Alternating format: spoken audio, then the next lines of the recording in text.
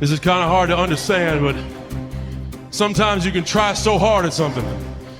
Sometimes you can be so prepared and still fail. And with every time you fail, it's painful. It causes sadness. Understand, my friend, is that you're supposed to fail. You're supposed to fail because failure is the stepping stone to success. It's not just cliche, because failure is an experience that lends to wisdom that ultimately makes you a stronger version of yourself. Self-love, rebuilding self, seeing to it that you spend enough personal and alone time to seek higher levels of self. What is the next level of you?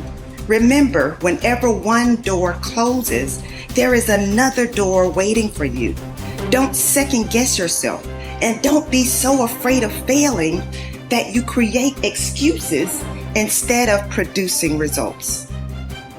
Every day, you have another opportunity to be and do what you were meant to do on this earth.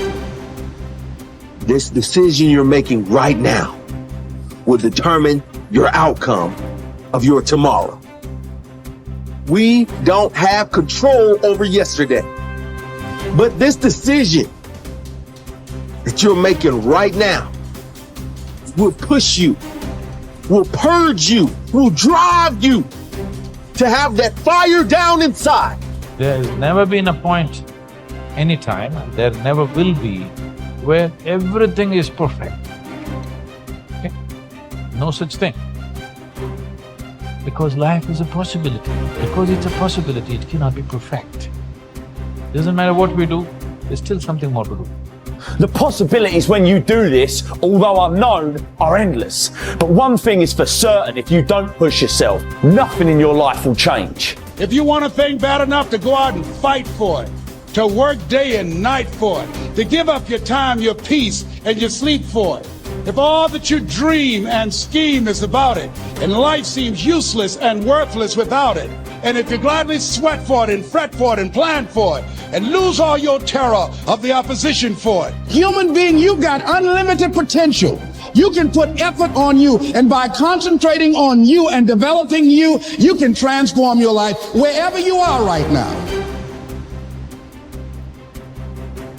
There has to be something so deep in you that drives you. So what really does it for me is I know what we're capable of. And I know that most human beings aren't willing to go where I am.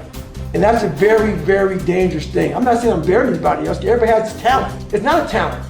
It's just realizing that we stop way short of our true potential. So through my life, I realize these things.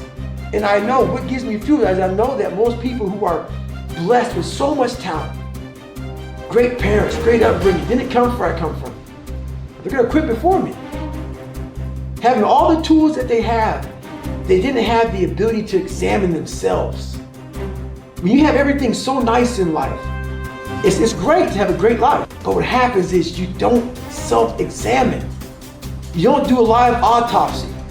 When you have a fucked up life, it almost forces you to do a live autopsy. It forces you to find strength from places that no one looks from. Because food is not at the ready. You know, I have a learning disability. It's not at the ready. I can't just pick up a book and start reading. Right. There's preparation behind everything I do. There's everything I do has to come with so much preparation. It's despicable. It makes me sick. My own personal life makes me sick. That's why I'm so disciplined now. Without my self-discipline, there is no David Goggins. Like, I can't stop reading. I won't be able to read tomorrow. I will lose it that fast. I cannot stop going to the gym. My mind is set up in a spot where, hey, the second I stop, it wants to stop. Because I had a quitting mind growing up. When you get beat the shit out of you all the time, your mind wants to go to that nice spot where you're comforted, where you're not trying, where shit is easy. That's where your mind, it doesn't want to think. You have all these things in the mind, and the mind can only absorb so much. So all the pain it has to go through, it wants to push it away and say, let's not do that. So every day I'm fighting where the mind wants to go. So it's a constant evolution, man. There isn't a better way to live your life. There's no right way and wrong way. There is only the way that gives you more energy. There is only the way that gives you fulfillment. When you have those things, when you're fulfilled by what you're doing and it's giving you, the harder you pursue it, it's giving you more energy, you're on the right path. As the Greeks would say, segolodromo, I can't believe I messed that up. Segolodromo, which means you're on a good road. And that's what I want people to understand. Like, yes, I preach a very specific path, but I don't think that it is a universal path. And so the only universal path is to do the things that give you fulfillment and energy. So if spending time with your friends gives you that, then you should be spending more time with your friends. If dating gives you that, then you should be dating. So you don't need to want to be the best in the world at something. You don't need to want to make a lot of money. You don't need to want to be an entrepreneur. They're literally just stand-ins. They're proxies for fulfillment and energy creation. That's it. Many people have had difficult experiences growing up. They have fallen onto hard times and become associated with the wrong people. They have behaved in ways that were illegal or socially unacceptable. Sometimes they have even been convicted and sent to prison for their crimes. But at a certain point in life, they decided to change. They thought seriously about the kind of person that they wanted to be known as and thought of in the future. They decided to change their lives by changing the values that they live by. By making these decisions and sticking to them, they changed their lives. And what others have done, you can do as well. Remember, it doesn't matter where you're coming from. All that really matters is where you're going. If you were an outstanding person in every respect, how would you behave toward others? What sort of impression would you leave on others after you had met them and spoken with them? Imagine you could be a completely excellent person. How would you be different from today? The moment that you begin walking, talking, and behaving in ways that are consistent with your highest ideals, your self-image improves, your self-esteem improves, your self-esteem increases, and you feel happier about yourself and your world. For example, whenever you are complimented or praised by another person, or given a prize or an award for accomplishment, your self-esteem goes up, sometimes dramatically. You feel happy about yourself. You feel that your whole life is in harmony and that you are living congruent with your highest ideal. You feel successful and valuable. Your aim should be to deliberately and systematically create the circumstances that raise yourself. Esteem in everything you do. You should live your life as if you were already the outstanding person that you intend to be sometime in the future. Decide today to be a man or woman of honor. Resolve to tell the truth and to live in truth with yourself and others. Crystallize your values in each area of your life. Write them down. Think of how you would behave if you were living consistent with those values and then refused to compromise them for any reason.